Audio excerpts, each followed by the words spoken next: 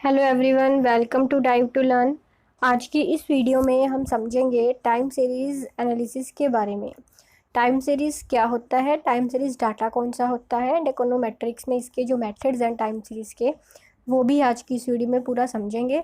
तो पूरी नॉलेज लेने के लिए वीडियो को एंड तक ज़रूर देखिए एंड अगर आप चैनल पर न्यू आए हैं तो इसे सब्सक्राइब कर लीजिए, क्योंकि ऐसी वीडियोस हम आपके लिए लेके आते ही रहेंगे।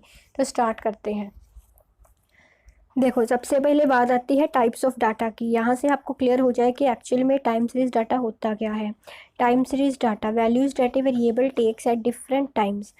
तो अब मैं आपको यहाँ समझाती हूँ। जैसे कि for example time series data क्या होता है, अपने डिफरेंट टाइम पीरियड्स पे वैल्यू ली है, लेकिन वो वेरिएबल जिसकी वैल्यू ली है वो वेरिएबल सेम है। सपोज करो एक वेरिएबल है जीडीपी, ठीक है। आपके पास 2008, 2009, 2010, 2011 अलग अलग टाइम पीरियड्स है। तो अपने जीडीपी की जो है वैल्यूज़ अलग अलग टाइम पीरियड पे देखनी है, 8 में, 9 में, 10 में, 11 में। तो ये टाइम सीरीज डाटा होता है जब हम एक वेरिएबल की वैल्यूज़ देखें अलग अलग टाइम्स पे, ठीक है। इसके उलट एक होता है cross sectional data. Cross sectional data में क्या होता है कि हमारे पास वेरिएबल्स मल्टीपल है, लेकिन जो टाइम है वो एक ही है। जैसे कि सिर्फ मैं 2008 में कैलकुलेशन कर रही हूँ, लेकिन 2008 की मैं जीडीपी भी देख रही हूँ, 2008 की मैं अनएम्प्लॉयमेंट भी देख रही हूँ, 2008 का मैं इन्फ्लेशन भी देख रही हूँ, ठीक है। तो multiple variables but time period एक ही है, तो इसे हम क्रॉस सेक्शनल डाटा कहते हैं। ये फ़र्क होता है time series and cross sectional data में। तो जब time series data and cross sectional data, ठीक है, दोनों को मिला दिया जाए तो वो पूल्ड डाटा बन जाता है। पूल्ड डाटा डाटा होता है जिसमें हम अलग अलग टाइम पीरियड्स भी अलग अलग होते हैं एंड वेरिएबल्स भी अलग अलग होते हैं। तो ठीक है, क्रॉस सेक्शनल बन गया क्योंकि वेरिएबल्स अलग अलग हैं। टाइम सीरीज़ बन गया क्योंकि जो ईयर्स हैं या टाइम है वो अलग अलग है। तो जब दोनों को मिला दें तो वो पूल डाटा बन जाता है। जब हम इस तरह से डाटा की कैलकुलेशन करें, अलग अलग टाइम पीरियड्स पे हम अलग अलग वेरिएबल्स को एनालाइज करें, तो वो पूल्ड डाटा बन जाता है, ठीक है, क्लियर। अब आगे चलते हैं। Time series is assume to be stationary which means that its mean and variance does not vary with time. Time series को हम स्टेशनरी मानते हैं। इसका मतलब ये है कि जो टाइम सीरीज़ है उसका मीन एंड वेरिएंस टाइम के साथ साथ ना बदले। एक टाइम सीरीज़ नॉन स्टेशनरी होगी जब उसका मीन एंड वेरिएंस टाइम के साथ बदलेगा। वो स्टेशनरी होगी जब उसका मीन एंड वेरिएंस टाइम के साथ नहीं बदलेगा, क्लियर। आगे चलते हैं। Time series is a collection of random variables. Such collection of random variables ordered in time is called a random और स्टोकेस्टिक प्रोसेस। तो जो टाइम सीरीज होता है वो रैंडम वेरिएबल्स की कलेक्शन होती है। रैंडम, ये जो वर्ड्स होते हैं रैंडम एंड स्टोकेस्टिक, ये सेम होते हैं। Random and stochastic and non random and non stochastic similar meanings होते हैं। जो टाइम सीरीज़ होता है वो रैंडम वेरिएबल्स की कलेक्शन होती है, ठीक है। तो इसी ही रैंडम वेरिएबल्स की कलेक्शन को हम स्टोकेस्टिक प्रोसेस भी बोलते हैं या रैंडम प्रोसेस भी बोलते हैं। रैंडम का मतलब होता है अनबाइज्ड, किसी चीज़ का अनबाइज्ड होना, किसी वेरिएबल का अनबाइज्ड होना, वो रैंडम वेरिएबल होगा। उसके बाद है stochastic process can be stationary और नॉन स्टेशनरी। एक जो रैंडम प्रोसेस होती है या स्टोकेस्टिक प्रोसेस होती है वो स्टेशनरी भी हो सकती है या नॉन स्टेशनरी भी हो सकती है। एक स्टोकेस्टिक प्रोसेस सब स्टेशनरी कब होती है, जब उसका मीन एंड वेरिएंस अलग अलग टाइम्स पे सेम रहे। जैसे कि हमने पढ़ा था, अगर वो अलग अलग टाइम पे मीन एंड वेरिएंस अलग अलग आएगा तो इसका मतलब वो प्रोसेस स्टोकेस्टिक नहीं है, ठीक है। आगे थोड़ा सा हैंडमेड नोट से भी हम पढ़ लेते हैं। Stationary in time series, stationarity in time series means statistical properties mean and variance remain constant over time.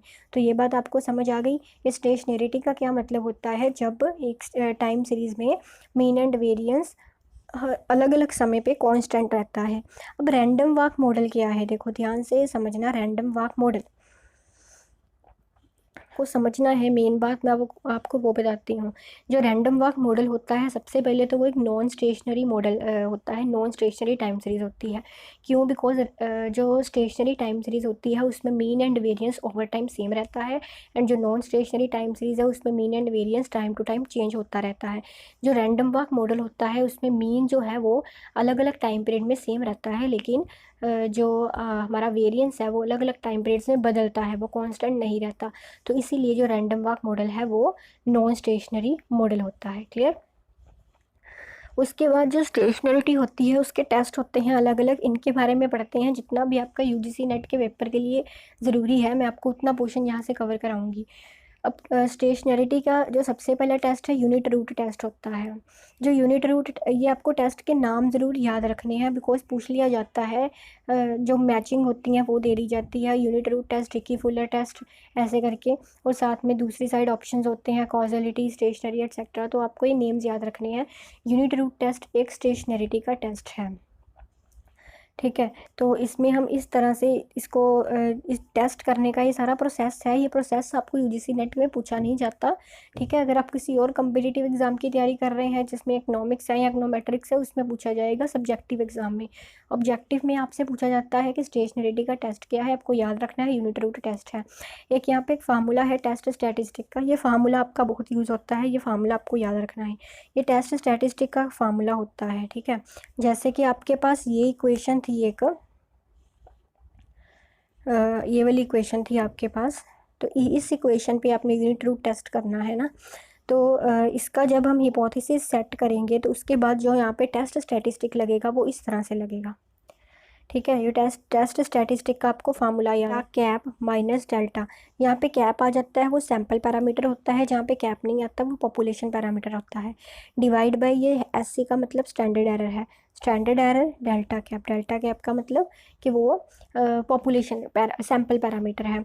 अब अगर आपने इस इक्वेशन पे टेस्ट स्टैटिस्टिक लगाना है, सिंपल इक्वेशन एक y equal to alpha plus beta x plus u, इस तरह की आपके पास इक्वेशन है, आपको टेस्ट स्टैटिस्टिक लगाना है। तो फिर टेस्ट स्टैटिस्टिक का फार्मूला इस तरह से आएगा, beta cap minus beta standard error beta cap, ठीक है। तो इस तरह से टेस्ट स्टैटिस्टिक का फार्मूला लगता है।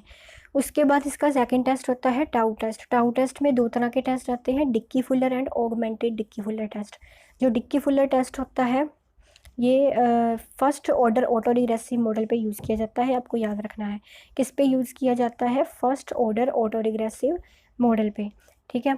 और जो ऑगमेंटेड डिक्की फुलर होता है ये higher order auto regressive model पे यूज़ किया जाता है, higher order auto regressive model पे। क्लियर? ये चीज़ें आपको इसमें याद रखनी है, ठीक है। Hopefully you like that video. इस वीडियो में इतना ही। Thank you.